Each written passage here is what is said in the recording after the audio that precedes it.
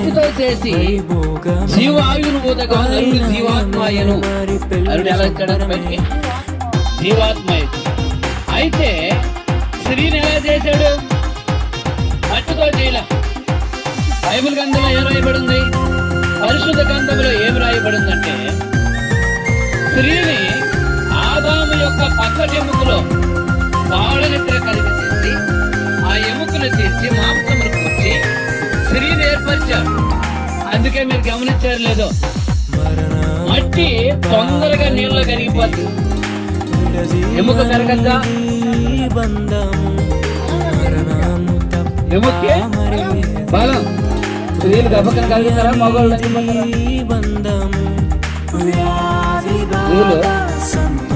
తొందరగా కరిగిపోతారా? పురుషులు కరిగిపోతారా?